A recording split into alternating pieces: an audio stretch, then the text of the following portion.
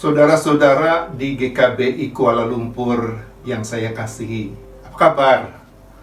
Semoga semuanya sehat. Dan malam ini semoga semuanya juga sudah siap untuk berdoa bersama. Selama Desember 2020 ini, saya Pendeta Emeritus Royandi Tanujaya dari GKI Gunung Sahari, Jakarta, mendapat tugas untuk melayani saudara-saudara di GKBI Kuala Lumpur. Karena masih dalam suasana pandemi COVID-19, semua pelayanan saya akan dilakukan secara virtual, termasuk renungannya akan mengawali doa saudara-saudara pada malam ini. Mari sebelum berdoa bersama, kita terlebih dahulu mohon pimpinan dan pertolongannya lewat firman-Nya. Kita berdoa.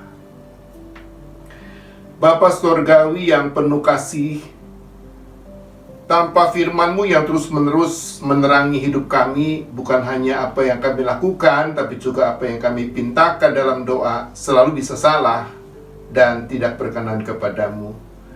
Karena itu sebelum kami berdoa pada malam ini, terangilah kami dengan firman-Mu. Dalam terang firman-Mu, biarlah kami tak hanya lebih tahu apa yang harus kami lakukan dalam hidup kami, tapi juga kami lebih tahu apa yang harus kami pinta dalam doa kami, supaya semuanya berkenan kepadamu. Amin.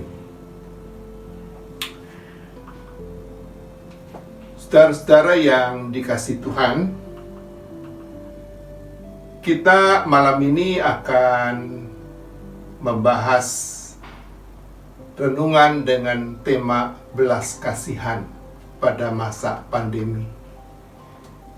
Bacaannya akan kita ambil dari Matius pasal 25 ayat 31 sampai 46. Karena kisah ini cukup panjang dan saudara-saudara sudah banyak yang mengenalnya, saya harap saudara-saudara membacanya sendiri di rumah. Malam ini saya akan membacakan 2 ayatnya saja. Matius pasal 25 ayat 40 dan ayat 45. Dalam Matius pasal 25 ayat 40 dan 45 dikatakan demikian, dan raja itu akan menjawab mereka, aku berkata kepadamu sesungguhnya segala sesuatu yang kamu lakukan untuk salah seorang dari saudaraku yang paling hina ini, kamu telah melakukannya untuk aku. Dan ayat 45, maka ia akan menjawab mereka, aku berkata kepadamu sesungguhnya segala sesuatu yang tidak kamu lakukan untuk salah seorang dari yang paling hina ini, kamu tidak melakukannya juga untuk aku.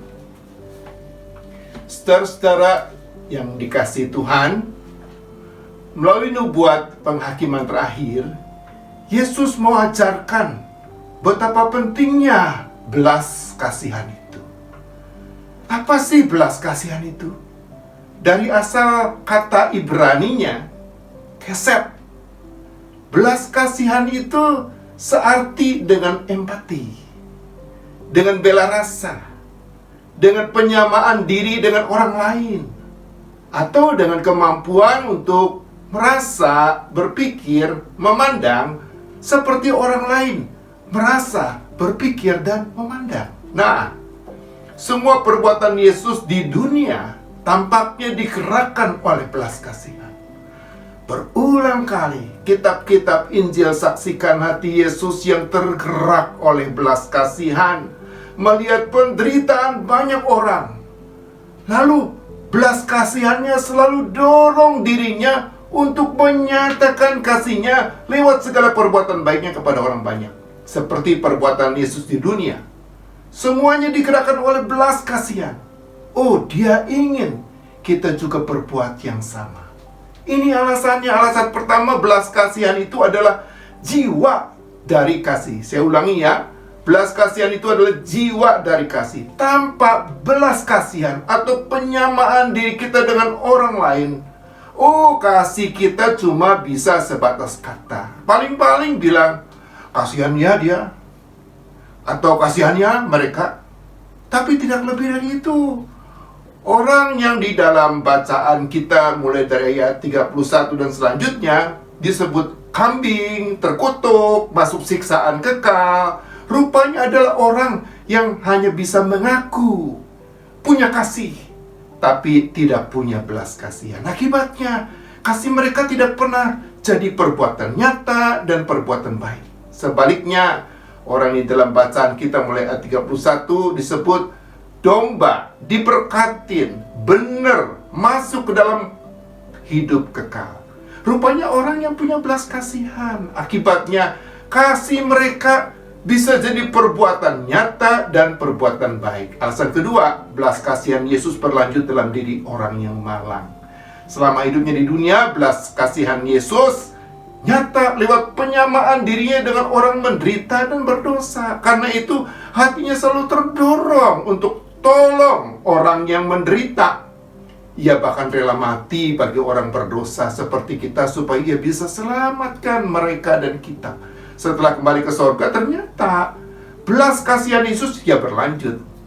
Dia samakan dirinya dengan semua orang yang malang. Yang di dalam bacaan kita disebut yang malang itu yang lapar, yang haus, yang telanjang, sakit dan di penjara.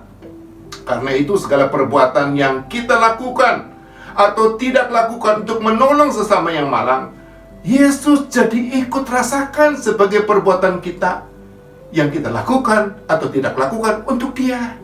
Belas kasihan atau penyamaan diri memang lebih dibutuhkan orang pada masa susah hidupnya, seperti pada masa pandemi sekarang ini.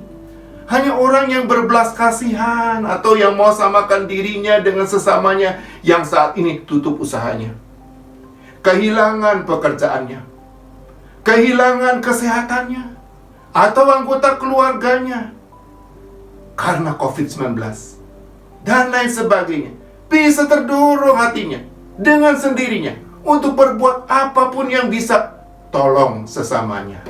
Oh, ingatlah, Allah itu kasih. Allah dan kasih itu kekal, kan? Bila belas kasihan itu adalah jiwa dari kasih, maka setiap perbuatan belas kasihan ya ikut jadi kekal. Allah pasti akan ingat setiap perbuatan belas kasihan kita kepada sesama, memperhitungkannya, membalasnya dengan berkat-berkat yang sepadan pada waktunya. Selamat berbelas kasihan kepada sesama.